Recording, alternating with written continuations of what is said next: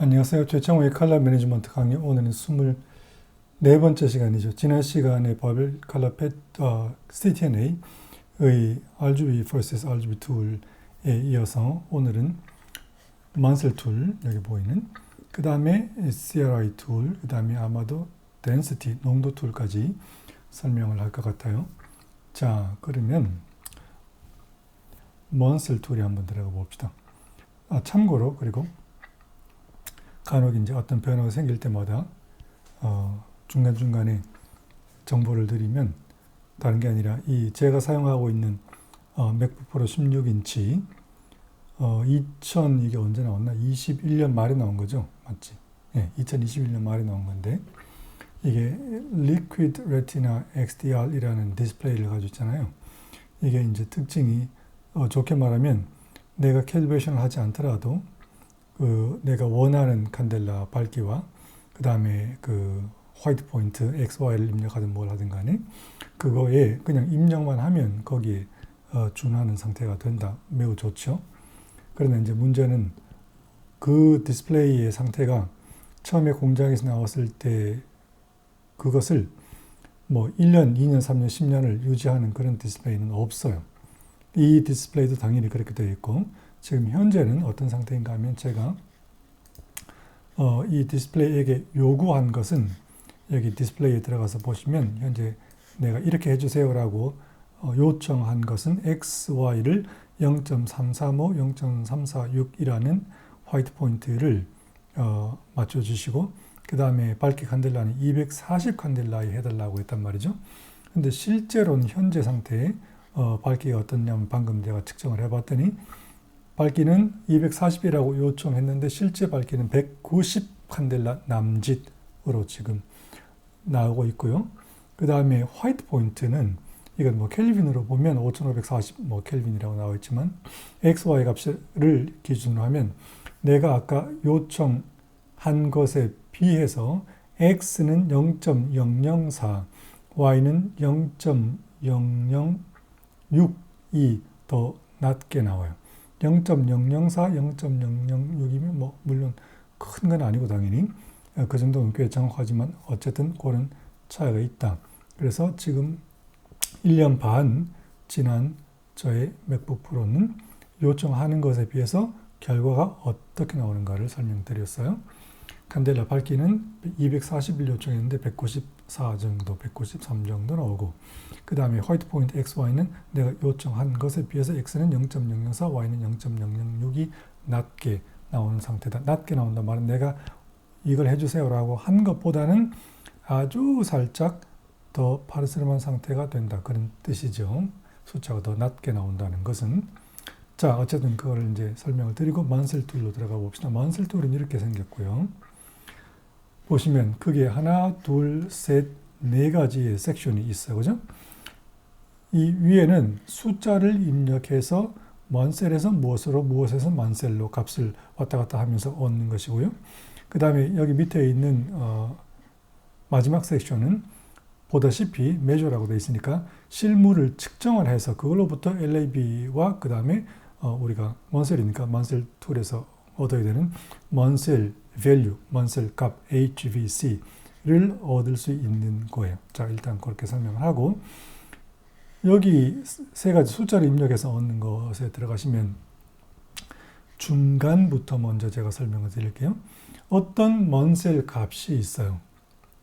그게 만셀 북에 있는 딱딱 정해진 뭐 5R에 4에 14 이런 식으로 0점 얼마 없는 그런 만셀 값이든 아니면 여기서처럼 여기는 0.1 단위로 그걸 입력할 수 있거든요. 0.1 단위로 되어 있는 값이다. 어쨌든 값을 입력을 하면 예컨대 지금 여기서는 5.6R에 4에 14.4라고 되어 있죠. 5.6R이란 말은 그 색깔의 종류를 말하는 거고 value는 명도니까 이것은 LAB, L로 치면 약 40 정도에 해당하는 거예요. 40 보통 1 정도 나오는데 그 다음에 크로마는 이건 채도니까 13이면 상당히 높은 거고 따라서 보다시피 채도가 상당히 강한 빨간색이다. 그런 뜻이죠. 자, 이렇게 내가 원하는 먼 셀 값을 입력을 하면 HVC 값을 입력하면 거기에 해당하는 RGB와 LAB 값을 찾아주는, 즉 이것을 이것으로 변환해주는 기능이에요. 자, 그런데 RGB라고 하는 것은 이제 모두 다 알다시피 그 값 자체, RGB는 뭐뭐뭐란 그거는 의미가 없다고 이미 배웠잖아요. 그럼 이 RGB 값은 어떤 상태의 RGB 값인가 하면 내가 여기서 고른 RGB 컬러 스페이스 기준으로 한 RGB 값이고, 그러면 또 여기에서 LAB 값은 무엇인가? LAB도 어떤 기준 광원에 그 다음에 몇 도 관찰자 시야각인지를 규정하지 않으면 그게 구해지지도 않고 의미가 없는 거기 때문에, 그러면 이거는 어떤 LAB인가? 여기 밑에 있는 일루미넌트 D50 또는 뭐 C 아니면 뭐 D65, 이 내가 고른 일루미넌트를 기준으로 한 LAB 값이에요. 아까 제가 기준 광원뿐만 아니라 관찰자 시야각이라는 것도 있다고 그랬는데 여기는 관찰자 시야각을 고르는 게 아예 없죠. 따라서 명심하실 것은 컬러에 대해서 어떤 기능, 어떤 소프트웨어 가면 관찰자 시야각 2도 10도를 고르는 것이 있지만 그것이 아닌 경우가 대다수거든요. 여기도 지금 당장 다른 데는 있지만 여기는 없잖아요. 없으면 그것은 다 2도 관찰자라는 거예요. 그렇기 때문에 컬러를 작업하시는 분들은 컬러 데이터를 얻을 때 당연히 가장 기본적으로 스펙트럴 데이터를 갖고 계셔야 되고, 스펙트럴 데이터를 갖고 있으면 D50든 D65든 2도든 10도든 기준을 주면 거기에서 LAB를 우리가 계산을 해낼 수 있거든요. 만약에 스펙트럴 데이터가 없다면 첫 번째 반드시 확보를 해야 되는 것은 자기가 원하는 기준 광원의 2도 관찰자 데이터는 기본으로 가지고 계시고, 그 다음에 10도도 필요하면 추가로 확보를 하고 계셔라, 그런 거예요. 그거를 명심을 하시고, 자, 그래서 지금은 당연히 내가 D50를 골랐으니까 D50 2도를 기준으로 했을 때 LAB 값이 이것이다 하는 거예요. 그게 중간 섹션이 하는 일이에요. 그러면 위에 거는 뭐냐? RGB 값을 입력하면, RGB2만 쓸 그랬으니까 RGB 값을 입력하면 그거에 맞는, 당연히 여기 RGB는 여기 내가 골라놓은 컬러 스페이스의 RGB라는 뜻이겠죠. 거기에 맞는 먼 셀 밸류를 계산을 해주는 것이고, 그 다음에 밑에는 D50 기준에서의 LAB를 입력하면 되는 거예요. 입력을 하면 그 LAB에 맞는 그 먼 셀 밸류를 찾아두는 거예요. 자, 그러면 세 섹션이 뭐 하는지는 아셨고, 그죠?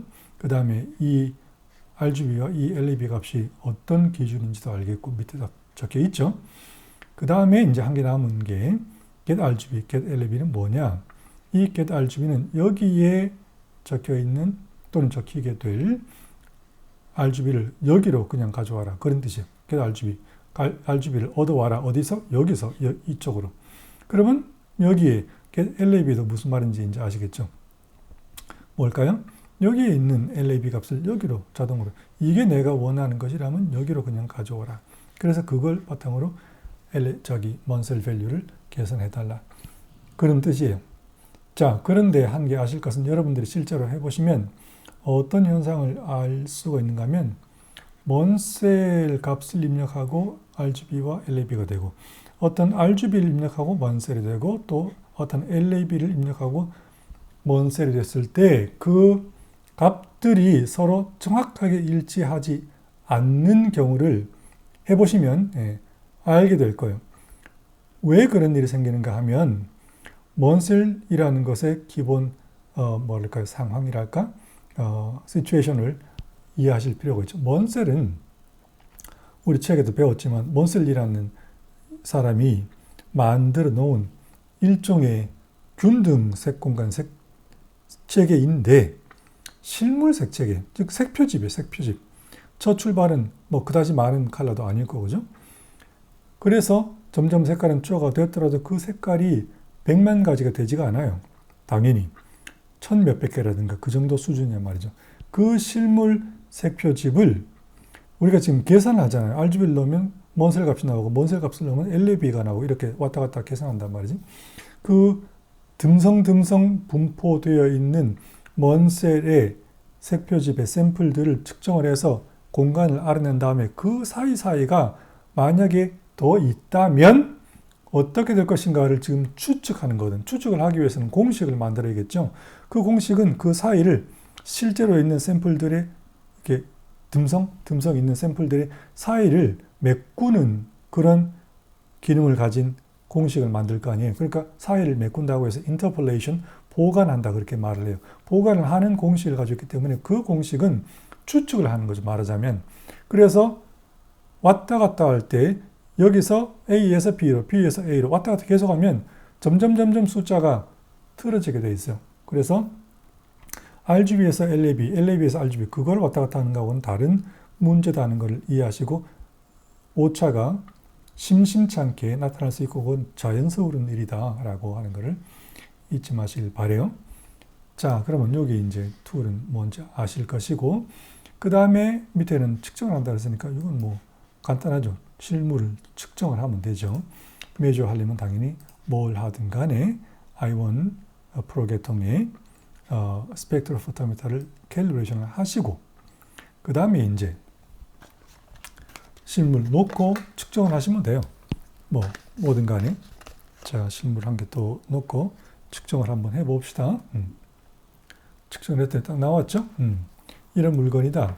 측정이 됐고 그 색깔은 지금 이렇게 되어 있고 여기든 여기든 어디에도 지금 느낌표가 없다는 것은 이 색깔은 지금 현재 제가 보고 있는 모니터에서 정확하게 재현이 가능한 상태이고 지금 그렇게 되어 있는 상태다. 그런 뜻이에요.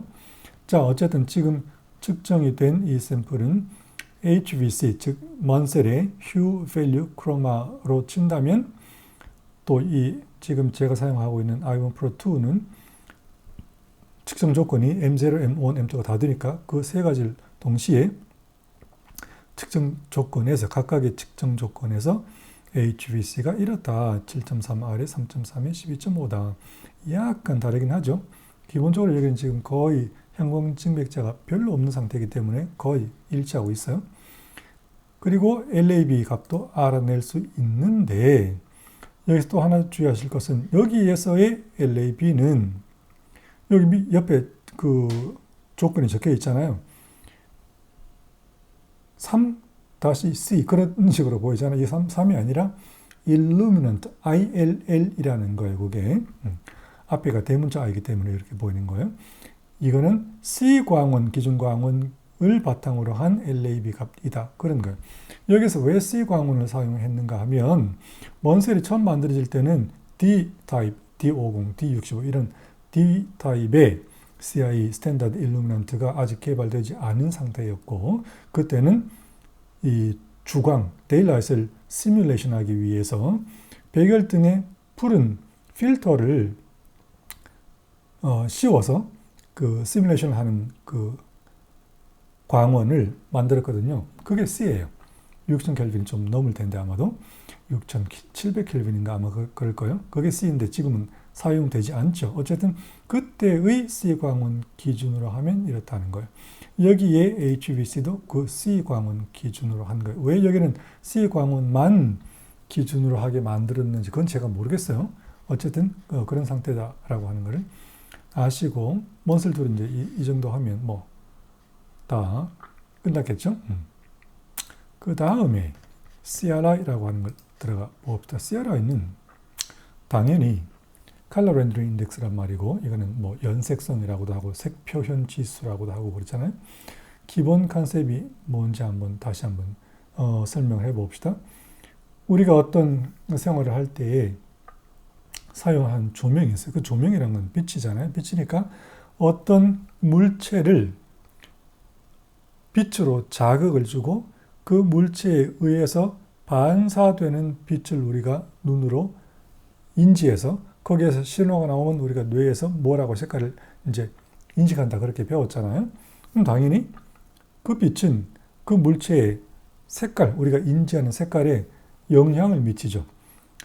그러면 이 빛은 색깔을 잘 표현을 하고 있는 걸까? 아닐까? 그게 이제 중요하게 될 거 아니에요. 어떤 빛을 만들어서 뭘 했더니 색깔이 좀 이상해 이거는. 어떤 빛은 굉장히 좋은데? 그럼 여기서 이상해 아니면 좋아 라고 하는 기준은 뭐예요?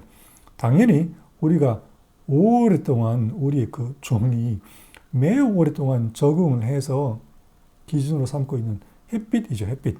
그러니까 쉽게 말하면 햇빛이라는 그 기준 광원과 비교했을 때 어떤 광원이 색깔을 얼마나 그에 비슷하게 보여주는가. 그것보다 더 잘 그런 건 없어요.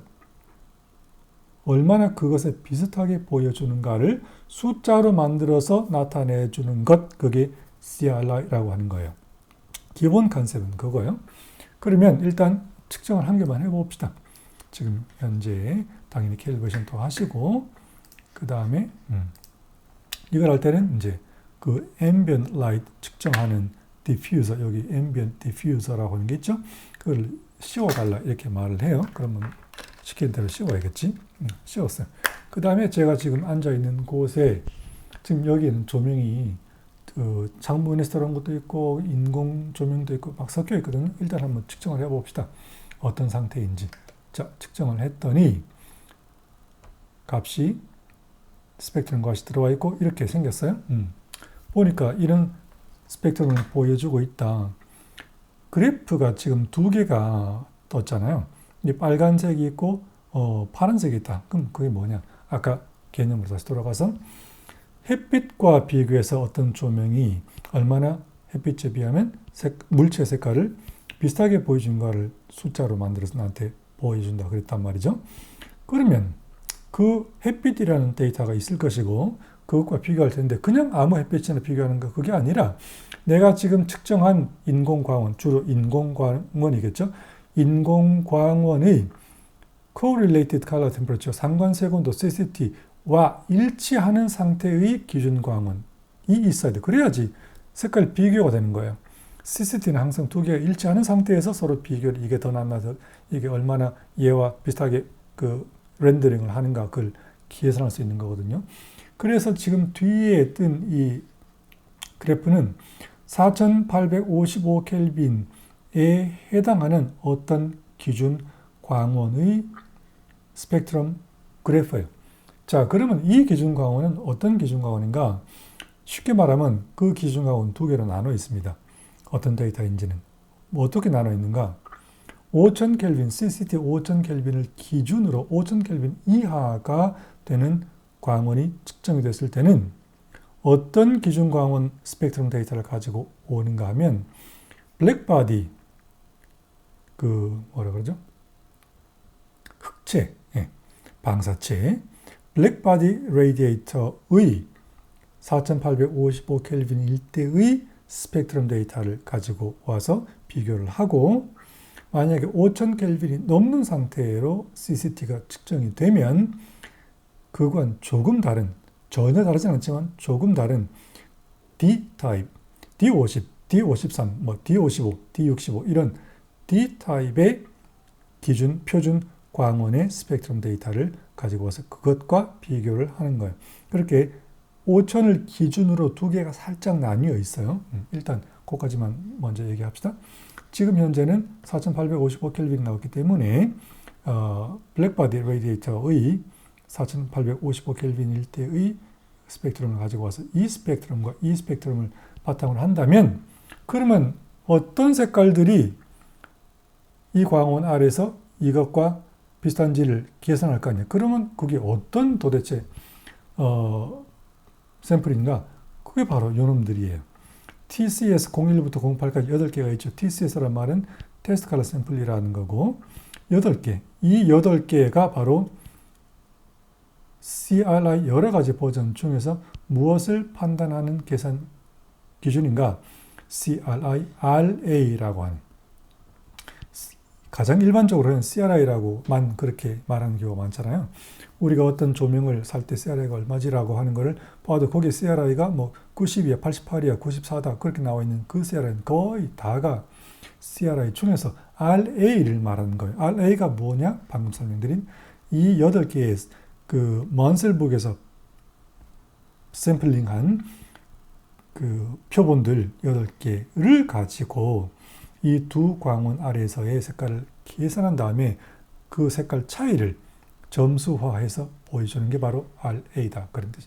R, rendering, A는 아마도 average 그런 뜻이겠죠.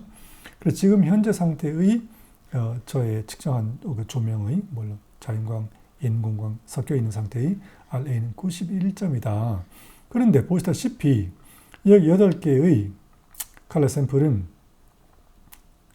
이게 그 어떤 조명의 소위 컬러 표현 품질을 판단하는데 충분한 근거가 되나? 이 8개밖에 없는데 게다가 색깔은 다 또 약간 멀건네. 그죠? 세츄레이션 확 높거나 뭐 그런 게 별로 없어요.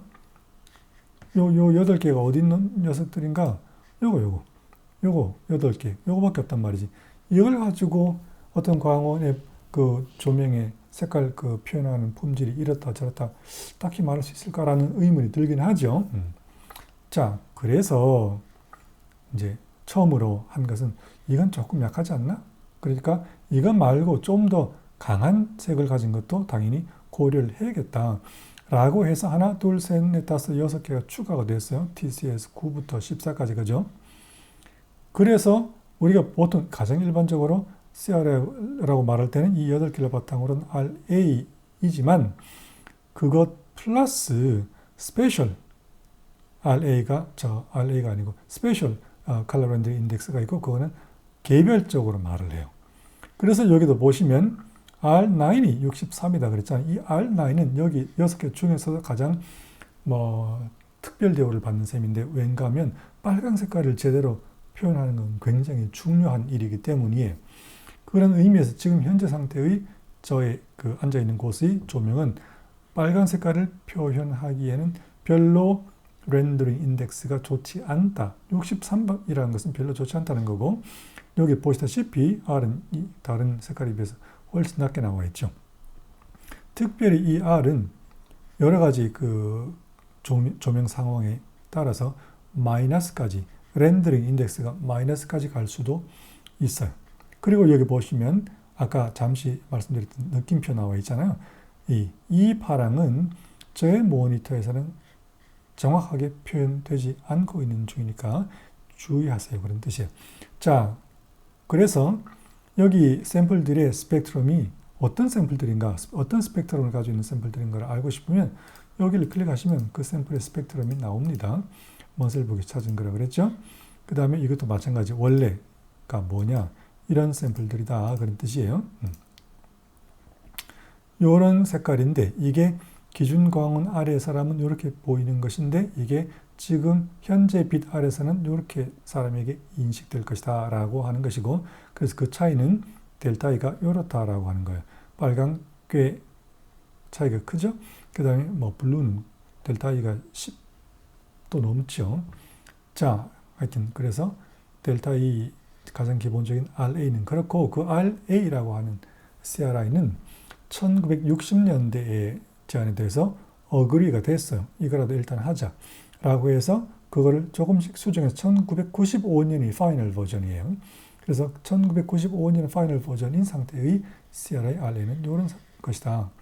자, 이제 아셨고 그 다음에 CRI는 아까 말씀드린 것처럼 이거 가지고 다 그 조명의 컬러 렌더링 품질을 말하는 건 조금 부족한데 그래서 당연히 컬러의 여러 가지 다른 분야에서 그런 것처럼 발전시키는 더 그 의미 있게 색깔 표현 능력을 보여줄 수 있는 방법은 무엇인가 계속 연구를 하고 있는 중이고 따라서 여러 가지 버전이 제안이 됐죠. 그래서 그것이 여기에 지금 3종류가 더 들어와 있는 거예요. 요거 이외에 여기 있는 것들은 다 지금 1995년 이후에 이제 제안된 것들인데요. 결론을 먼저 말씀드리면 아직까지 합의가 된 것은 없어요. 합의가 된 것은 원래 합의가 됐던 건 요 8개밖에 없어요. 그 이유는 아직까지 합의가 되지 않았고 합의가 되지 않았기 때문에 일종의 표준은 아직까지 없다 이거죠. 자, 그래서 어쨌든 그 이후에 제안된 것들 중에 한 개가 CQS라고 하는 게 있다. CRI 종류 중에 CQS가 있는데 CQS는 Color Quality Scale이라고 하는 이름을 가지고 있고 이거는 NIST라는 건 National Institute for Standard and Technologies 아마 그럴 거예요. 일종의 우리나라로 치면 기술 표준은 비슷한 곳이라고 볼 수 있겠죠. 거기에서 제안한 것이 있다. 여기 내용은 또 위에 거하고 조금 달라요. 샘플도 물론 다르지만 이 샘플들은 여기 LAB 공간에서 보시는 것처럼 아까보다는 상당히 균일한 일단 휴를 가지고 휴가 뭐 어느 정도 그죠? 균일하게 방사형으로 퍼져 있죠. 요 다 샘플 보시면 이렇고 자 균일하게 펴져 있고 그 다음에 그 채도도 물론 이쪽은 이 채도가 높은 게 당연하고 이쪽은 채도가 자연적으로 낮아지니까 이렇게 되어 있지만 어느 정도 인식하기 크게 채도가 여기처럼 왔다 갔다 하지 않도록 이렇게 구성되어 있는 샘플들 15개를 가지고 이렇게 측정을 하는 거예요. 그리고 여기 속에 내용은 또 분화가 되어 있어요. 이거는 보통의 그 CRI라고 하는 것과 비슷한 것이고 finally CRI를 계산하면 이렇다. 그 다음에 QFQG라고 하는 또 있는데 이거는 F라고 하는 건 fidelity, color fidelity라고 하는 개념이 있고 여기는 또 조금 개념이 달라요. 그러니까 충실도 이런 거죠. 그 다음에 gamut, G는 gamut이라고 하는 게 있는데 gamut이라고 하는 개념에서 또 얼마나 차이가 있는가 그거를 따로 이렇게 숫자로 표현하는 것이 있다. 그래서 그 내용은 이렇다. 여기 그래프 스케일도 이렇게 되어 있다. 그 다음에 CRI 버전 2012년 뭐 그나마 좀 더 근래 거죠. CRI 2012년 버전은 이렇게 되어 있는 샘플이 여기 샘플 특징을 잘 보세요. 여기 샘플들은 이런 모양이었죠. 자, 여기 샘플은 잘 보세요. 아, 대충 어떤 식으로 샘플을 골랐는지가 눈으로 지금 보이죠? 좋게 말하면 순수한 색깔들을 고른 거예요. 순수한 색깔들이란 말은 무슨 말인가? 내가 지금 휴를 각각의 각도를 가지고 있는 휴를 고르는데 그 휴를 가진 스펙트럼이 있을 거 아니에요. 발전투 반환보에. 그 스펙트럼이 가장 볼록하고 나머지는 이렇게 부드러운 능선처럼 또는 뭐 언덕처럼 쑥 내려가서 양쪽으로는 거의 스펙트럼이 없는 의미에서의 순수한 컬러를 고른 거예요. 그래서 스펙트럼이 점점 파란보 쪽으로 가면 이게 움직이고 그죠? 여기 피크가 움직이고 여기에서의 벌어지는 일은 거의 똑같죠. 드디어 이제 이걸 지나면 여기는 없잖아. 지금 우리가 어차피 여기 이하는 보이지 않기 때문에 이런 상태가 되는 거죠. 그렇기 때문에 이제 당연히 무엇을 알 수가 있는가 하면 지금 고르는 패턴은 거의 동일하게 변화하고 있지만 우리의 눈은 약 450나노미터 이하와 650나노미터 이상의 스펙트럼에 대해서는 감도가 매우 낮아요. 낮기 때문에 이거를 포함하고 있는, 여기 보세요. 여기는 포함하고 있잖아요. 포함을 하고 있는 샘플들은 자연스럽게 어떻게 되겠어요? 어둡게 보이죠. 그래서 양쪽은 이렇게 시커멓게 보이는 거예요. 네, 휴 자체는 그 의도와 맞지만 그러나 자연스럽게 우리의 눈이 가진 감도에 따라서 특성에 따라서 이쪽 옆으로 가면 굉장히 어두운 색깔이다. 어쨌든 양쪽으로 가면 어두운 색깔의 아주 순수한 휴들을 뽑아서 이걸 가지고 계산을 하는 것이 CRI 2012고 그걸 중심으로 하면 여기 지금 제가 앉아있는 데는 CRI가 94다. 그런 뜻이겠죠. 여기 보다시피 지금 여기서 여기까지의 색깔들은 저의 모니터로 보이지 않는다. 정확히 보이지 않는다. 그런 뜻이에요. 자, 그 다음에 마지막에 이제 ISTM30이라고 하는 게 있는데 이거는 샘플이 테스트 샘플이 99개 여기 보다시피 그 테스트 샘플 자체가 뭔지를 보고 싶으면 여기 벤치라고 하는 것을 선택하시면 99개가 보이죠. 그래서 아까 그랬던 것처럼 여기 누르시면 그 패치들의 스펙트럼을 구경하실 수가 있고 이 패치들이 기준인데 이 기준 광원 아래서 이렇게 보여야 하는데 그런 말이에요. 지금 현재 앉아있는 이 상황의 조명 하에서는 이렇게 보인다. 따라서 차이가 얼마다 델타 E가. 그래서 이걸 총합하면 델타 E는 90 뭐 얼마다 이렇게 말을 하는 거죠. 여기 델타 E도 아까 위에 것처럼 뭔가 또 속에 내용이 나눠 있죠. RF, RG 그런 식으로. F는 역시 아마 fidelity일 거고 G는 gamut이라는 거예요. gamut이 차이가 gamut이라는 건 여기서는 아마도 크로마의 관점에서의 그런 게 뭐 차이겠죠. 그런 관점에서 봤을 때의 점수는 이렇고, fidelity, 색깔이 비슷하다, 덜 비슷하다의 관점에서는 이렇다. 뭐 그런 여러 가지 그 항목에서의 점수가 이렇게 나온다. 그런 것이고, 그 다음에 여기 창 한 개, 다른 거는 그런 게 없는데 여기 창 한 개는 오른쪽 클릭을 하시면 다른 내용을 보실 수가 있어요. 이거는 color fidelity, 컬러 충실도, 컬러가 얼마나 비슷하냐 그걸 보여주는 거고, 그 다음에 크로마 시프트는 말 그대로 색깔의 이 샘플들의 크로마, 채도가 얼마나 변하는가, 다른가를 보여주는 스케일이고, 그 다음에 이건 색상이니까 그 색깔의 종류가 얼마나 기준에 비해서 이 광원 아래에서는 조금 다른 색깔로 보이는 것을 나타내는 것이다.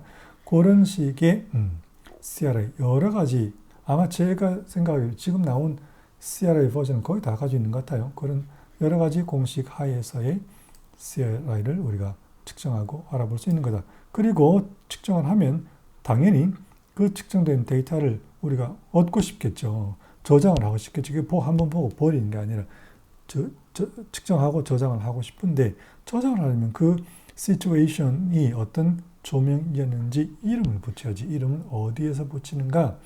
여기서 붙이는 거예요. 클릭을 하고 뭐라 그럴까?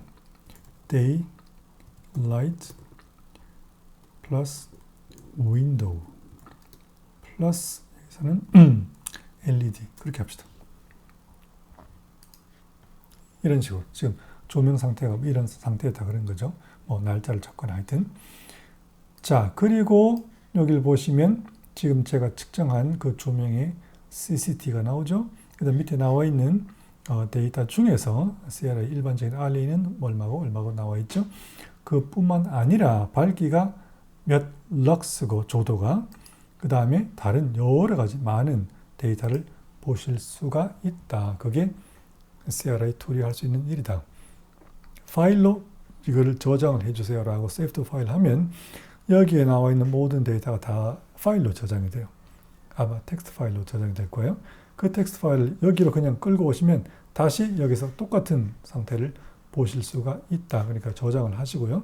그 다음에 일종의 리포트를, 공식적인 이 TM30 리포트를 작성을 하고 싶다 그러면 이걸 눌러서 하시면 되는데, 풀로, 그러니까 내용을 전부 다 있는 걸 다 넣어서 작성을 하고 싶다. 풀로 하는데, 주의하실 것은 이건 PDF로 된 게 아니라 희한하게 이미지로, JPEG 같은 이미지로 나오는 거예요.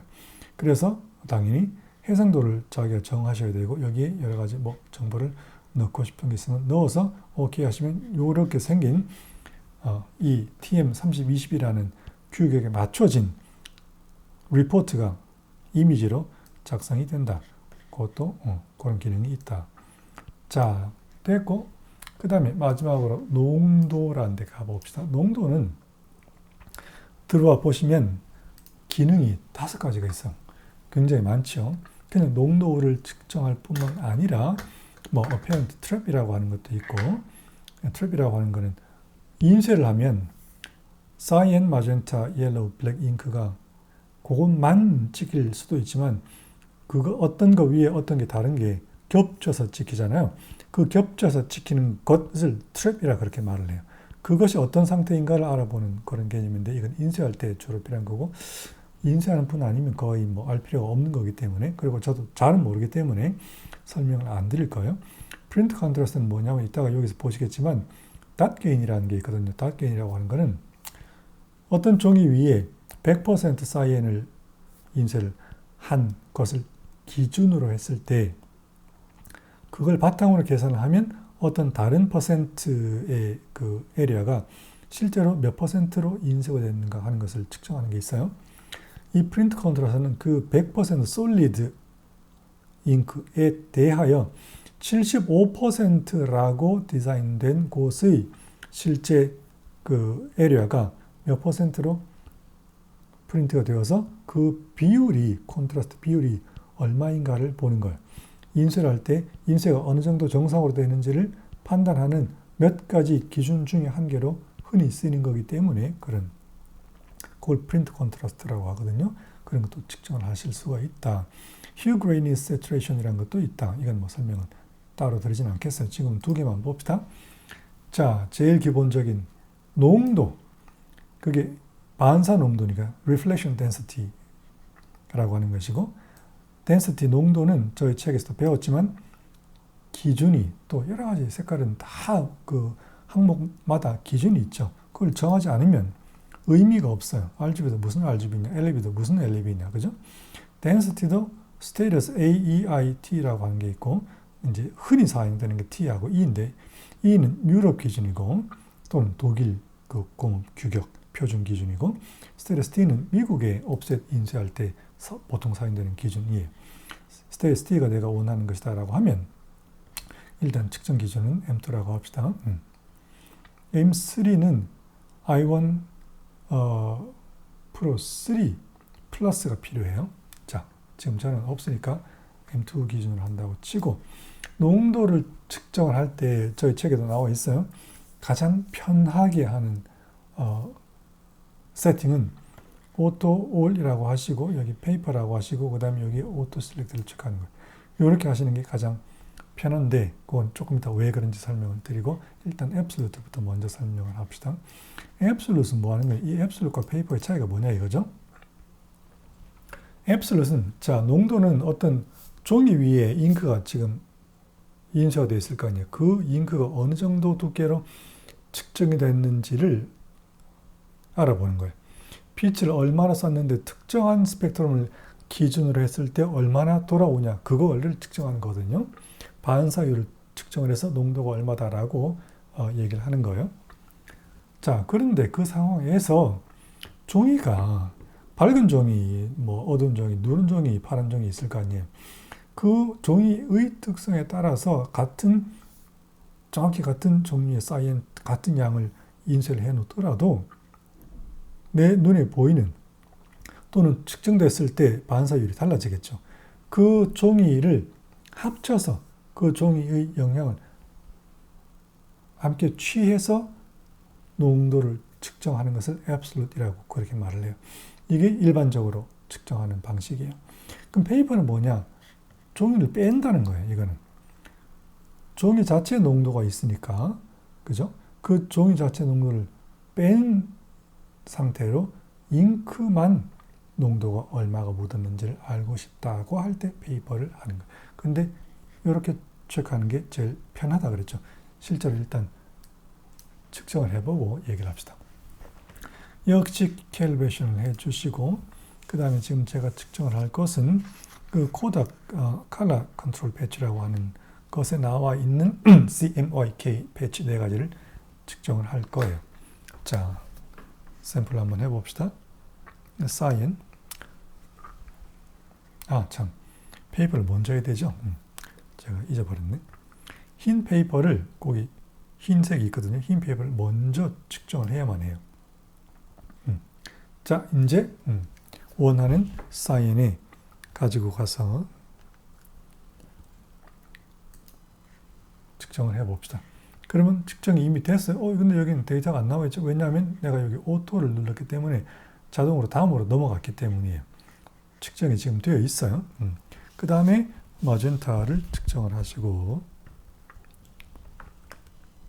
됐죠? 또 넘어갔죠? 그 다음에 옐로우를 측정을 하시고, 또 넘어갔죠? 그 다음에 블랙을 측정을 하시고, 4가지를 자, 했죠. 그럼 자동으로 지금 다 그냥 클릭만 하면 다 자동으로 넘어갔잖아요. 내용을 보시려면 여기 1, 2, 3, 4번이 측정이 되었다라고 하는 게 초록불의 뜻이에요. 1번으로 올라오면 아까 우리가 못 보았던 측정 내용이 보이죠. 왜 제가 여기 페이퍼를 선택하라고 했는 건, 페이퍼를 선택하면 앱솔루트와 페이퍼가 둘 다 동시에 표시되기 때문이에요. 아시겠죠? 여기 relative라고 하는 게 바로 페이퍼 기준이고, 앱솔루트이 여기 앱솔루트 기준이에요. 그래서 앱솔루트 기준으로 하면 이 사이의 농도는 1.18이고 종이 빼면 1.16 정도에 해당한다. 그 다음에 마젠타는 앱솔루트는 원래 그 종이를 다 포함시켰을 때 1.29고 그 종이의 영향을 빼면 1.26이다. 그 다음에 옐로우는 0.99이고 종이 빼면 0.94쯤 된다. 종이가 약간 노릇함이 있기 때문이에요. 그 다음에 블랙은 1.46이고 종이 빼면 1.43이 된다. 그런 내용을 볼 수 있죠. 역시 또 여기 보시면 느낌표가 있잖아요. 우리가 이미 모니터 캘리브레이션 같은 거 할 때 배웠지만 이 사인, 이런 사인은 표시할 수 있는, 정확히 표시할 수 있는 모니터가 매우 적어요. 지금 제가 가지고 있는 이 모니터도 이거는 정확하게 표현할 수가 없다. 자, 그래서 이렇게 간단하게 CMYK의 농도를 측정을 해 볼 수가 있다. 그런 거죠. 그럼 여기서는 뭐 다른 게 더 필요 없죠. 자, 그래서 농도계로 활용하실 수가 있는 거다. 책에서 배웠지만 스펙트럴 포토미터가 있으면 농도계로 활용할 수가 있다. 농도계, 칼로리미터 뭐 다 되는 거니까. 그러면 농도를 측정을 해봤으면 dot area라고 하는 것으로 넘어가 봅시다. 이 dot area는 뭐냐? 역시 농도인데 여기서는 세 가지가 고려가 되는 거예요. 어떤 종이 위에 100% 어떤 잉크를 인쇄한 것을 기준으로 했을 때 어떤 다른 농도는 몇 %라고 볼 수 있는가를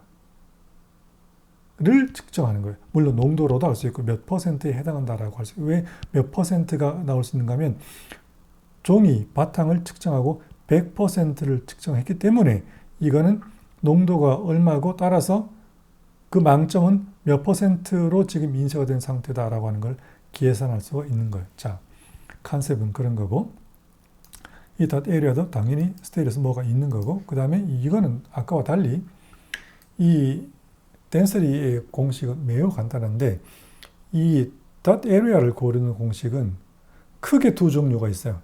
머레이 데이비스라고 하는 사람들이 만든 공식이 있고, 이 공식은 단순한 거고, 율 닐슨이라고 하는 사람이 요거를 바탕으로 개정한 거예요. 이거를 개정할 때는 거기에 무슨 n 팩터라고 하는 게 있는데 그거를 입력하게 되어 있어요. 사용하는 종류의 종이의 종류에 따라서 n 팩터를 얼마를 넣어야지 이게 그 결국 값이 좀 더 의미 있냐, 이제 그런 게 있다는 거예요. 그런 개념이.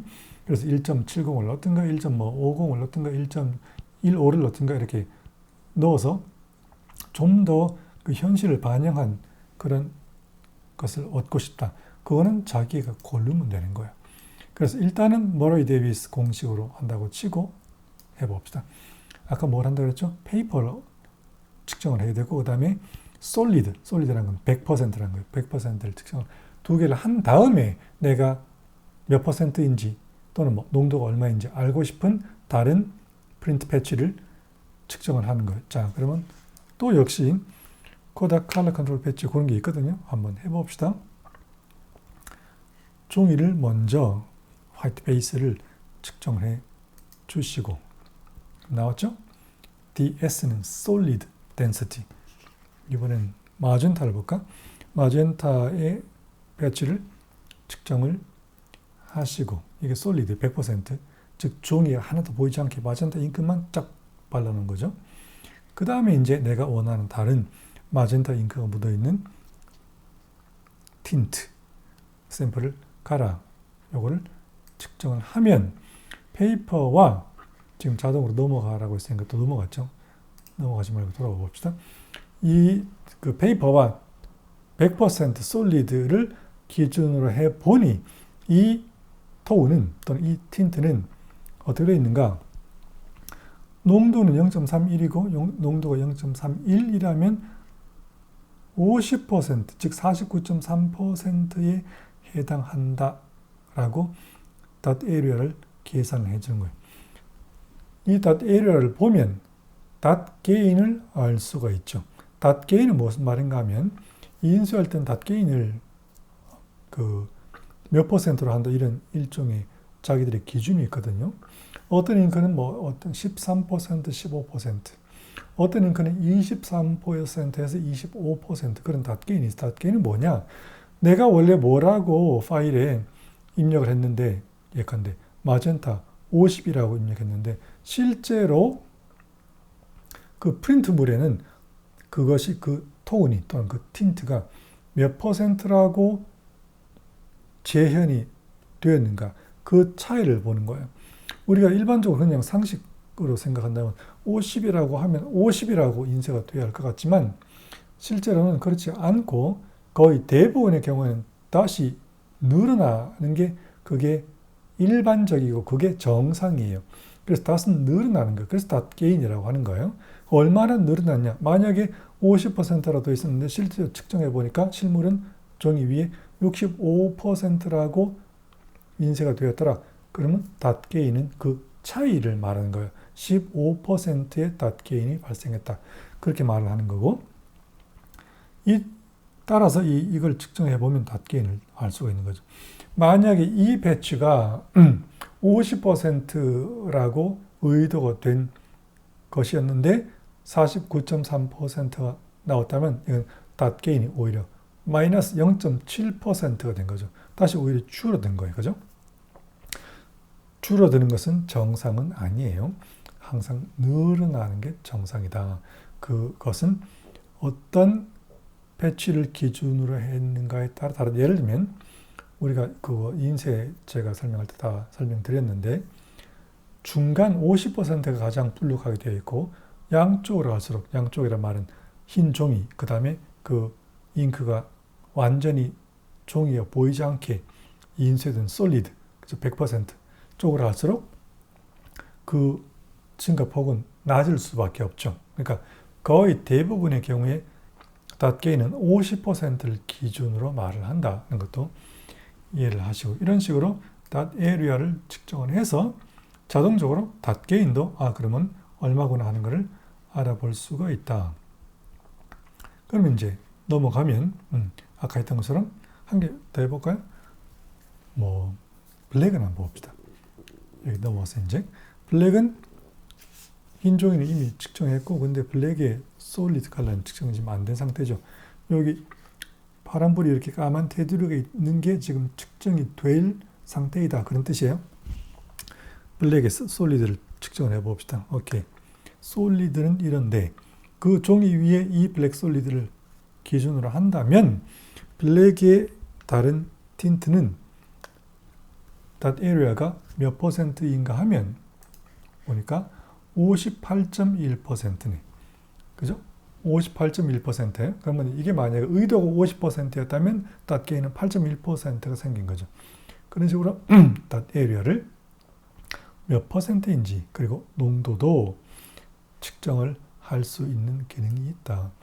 앞으로도 이제 나머지가 이런 기능 설명이 남아 있지만 이런 기능들을 모두 스펙트럴 포토미터가 있으면 할 수가 있고, 이런 기능들을 모두 가지고 있으면서 이 정도의 가격을 가진 제품은 소프트웨어는 없다라고 제가 몇 번 말씀드렸잖아요. 자, 오늘은 여기까지 합시다. 그러면 만셀 툴, CRA 툴, 그 다음에 농도 덴시티 툴까지 설명을 드렸고, 다음 시간에 아마도 여기 정도까지 설명을 할 거예요. 자, 그러면 다음 시간에 뵙죠.